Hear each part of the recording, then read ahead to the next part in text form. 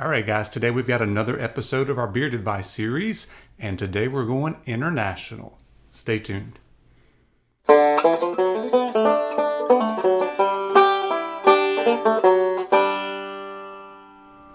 Hey guys, Brian Haywood here. Welcome back to my Beards and Banjos YouTube channel, where we discuss tips and tricks for your beards and mustaches. We do some product reviews, some unboxings, some giveaways. We also have this Beard Advice series where you guys can send in a couple of pictures and a little information to the email address you see below, and I take a look at it for a few weeks. You get featured in your own Beard Advice series video. We're having a great time. It's a great place that we all can learn a little something. And today we've got Adam. Adam is from Toronto, Canada. He actually owns Baarden, which sells beard products, beard oils, beard balms, beard butters, beard washes, all that cool bearded product stuff. He's got a really great company, really great products, great presentation. So I probably have some links here, but I've got some Baarden products I've already taken a look at, and I've got some more that I've just gotten as well. So stay tuned for more of that. But Adam's actually been one of my biggest supporters of this particular Beard Advice series. So I think he and I kind of think a lot alike, have the same type of personality. So I appreciate your friendship. We've had some good conversations. He always has a kind word to say. And he wanted to throw his hat in the ring here and get featured in a Beard Advice series video. So I appreciate you sending in your submission. And if we take a look here, he's already got a great look going on. Look at that hair. Look at that beard. Got different colors going on. Got the nice cut on the top. Don't touch the hair. I'm not even suggesting a thing. But if you take a look there, he's got kind of a little bit of salt and pepper coming on with the darker hair, and he's got the lighter blonder colored in his beard there. I'm all about some two and tritones.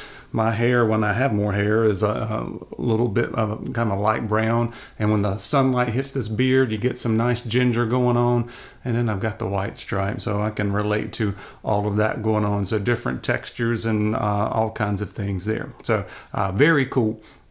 So he told me about some problem areas. He said he's got a bit of his beard wants to fork a little bit, which I don't really see in that picture. So you're doing a good job with that. And then he's also got some issues back here on the sides. But he said overall he's wanting to get it a little bit longer. So you won't see me throwing up a lot of short beard pictures or anything like that. So it's going to be mostly styling here. A couple of things to help alleviate some of the issues that's going on, hopefully. And then other than that, you got to let it grow. Stop trimming it, right? So if you want to get 2 or 3 more inches, you got to kind of set yourself a timer and say, I'm going to go 4 months and not trim it and see what happens. All right. So we're going to take a look at the mustache, look at the beard shape there, and kind of deal with some of those issues. The first thing I would suggest is establishing a little bit more of a cheek line. It looks like you're just letting everything grow natural, which is great. You've got nice soft features on your beard, so I definitely would not recommend anything like a hard line or go way down in your beard to make that more defined or anything.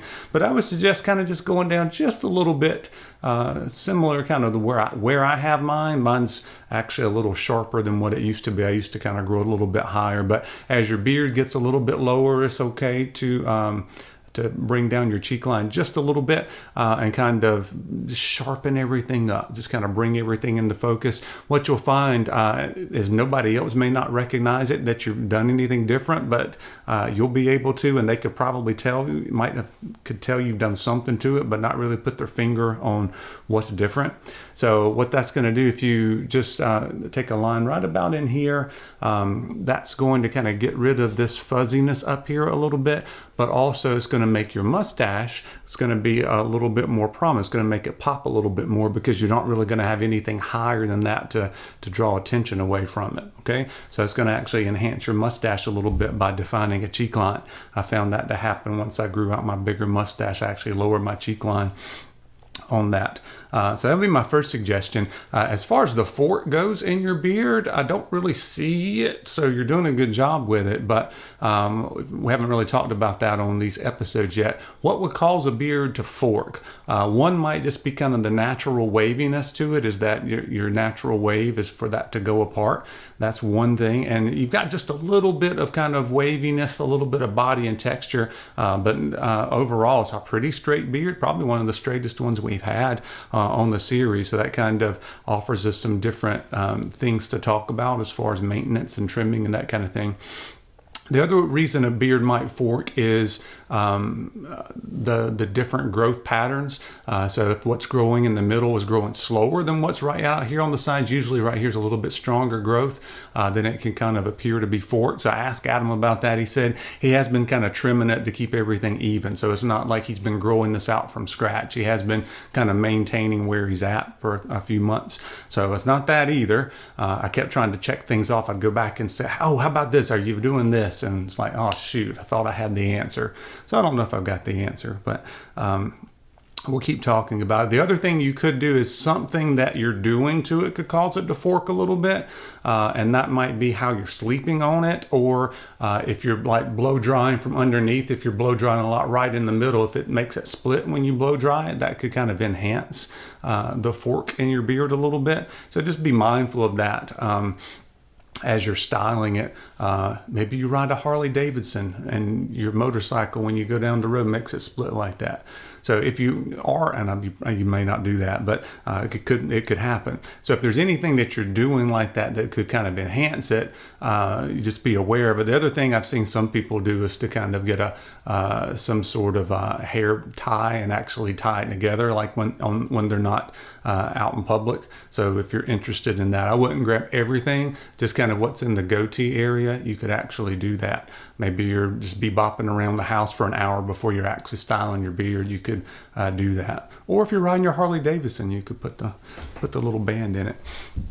So anyway, a little bit about the fork there. Let's take a look at the side profile a little bit. So I see a couple things going on. He says he's got issues right here where it just drives him crazy. I think what I see is two different things happening.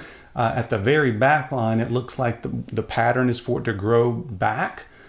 Okay, I see that. And then it looks like, I don't know if this is the natural way it grows or the way you're combing it. Maybe you're trying to get everything to go forward to work on that fork you were talking about. But you've got this going backwards. And then right in here, it looks like you're really enhancing, pulling it forward. And what ends up happening is down below it, it becomes really sparse. So my suggestion to you is to go everything down here. So if you're trying to make stuff go in the middle for your fork, just kind of really focus on the goatee area. But on the sides, I think you really want that to go straight down. Okay, everything to go straight down.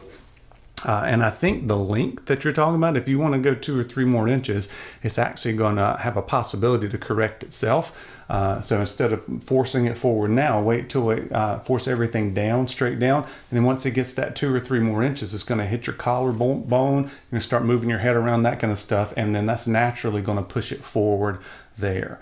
Okay, so I got that. I think would really help to enhance this area. So when you do your round brush and stuff, straight down with it and kind of curl everything under right there. I think that's going to fill up these regions a little bit better.